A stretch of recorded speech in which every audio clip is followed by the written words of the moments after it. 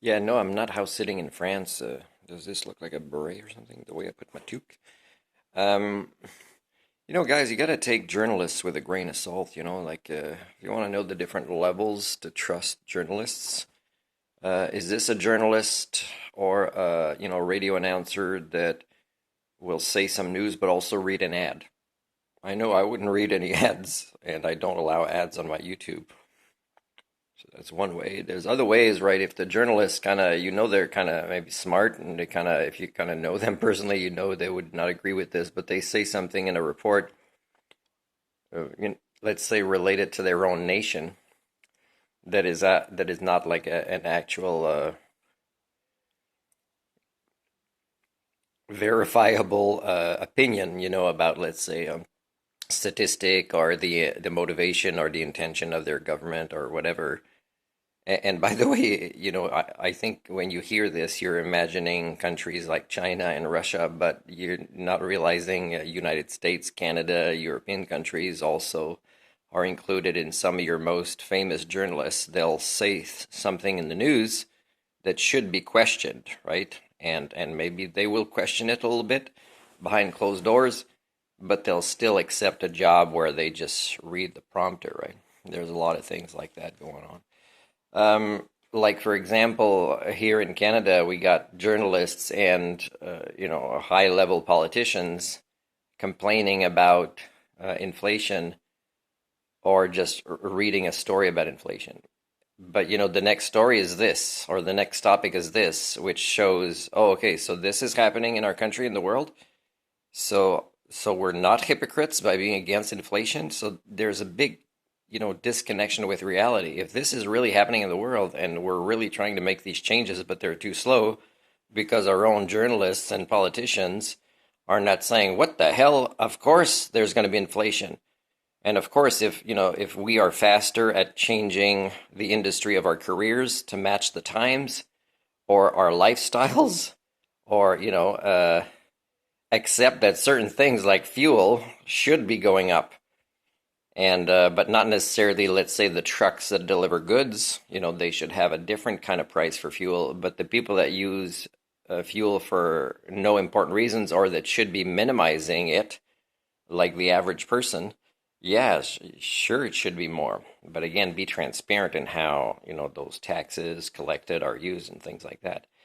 So the more politicians and journalists talk about things transparently, which majoritively don't, that includes your so-called democratic countries, then the more it's going to be, you're defeating yourselves. It's hard to kind of take a politician like Pierre Poilievre seriously when he's playing the role and he believes it, and this is really who he turned out to be, Alex P. Keaton. It's pretty sad, like if they're disconnected from reality, and even journalists take them seriously. If I became more well known and I was invited on a talk show with my main critic, who said, "Well, Martin says this," and it's just a twist on what I said, and this critic doesn't do enough research to watch more of my videos to see what the deeper meaning of what I say is, and it's not related to me, it's about related to helping others,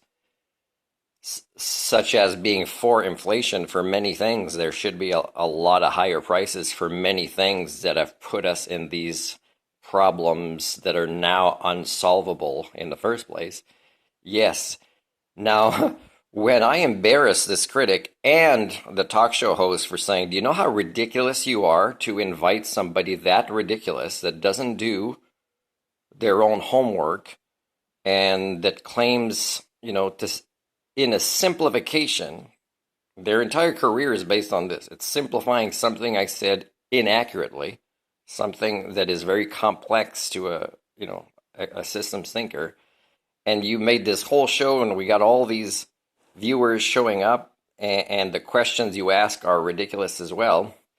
And then I would say, hey, ask my critic and ask me how much we got paid to be here. Now, of course, the critic will get paid a lot. I will just probably have asked for my expenses to be covered.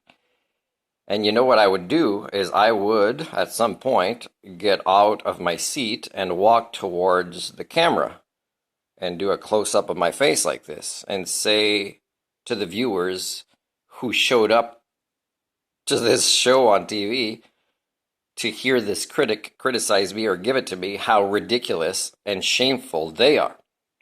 So do you think somebody like me, do you think somebody that really is that connected with reality and wants to problem solve, even though I get nothing, I gain nothing out of it, do you really think I'm going to take more of your crap for the rest of my life? Because as people age, I'm noticing that people that have lived lives where it was me, myself, and I, which is a hell of a big majority of people in most countries, because that's who you've become. You've become a species that lives by competition, including in your own families, that doesn't live by collaboration, which has disconnected you from this planet, which means you're not a good fit for this planet, except you don't seem to be capable of leaving.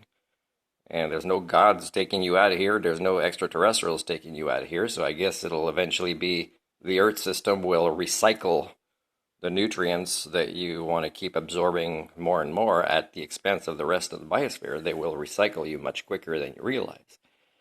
So again, it's pretty sad that I'm living in this time, and I don't have a problem actually putting you guys in your places in any public forum. I mean, I'm in my 50s now, and the more I allow nonsense to be said, including in my name, or the more I hear it from journalists or politicians that are sometimes some of the most viewed people in most countries, the more I'm being irresponsible. Now, I'm not a culture breaker like them, but I can't stop from being a culture repair, a global culture repair, as the ecocentric real man from Earth.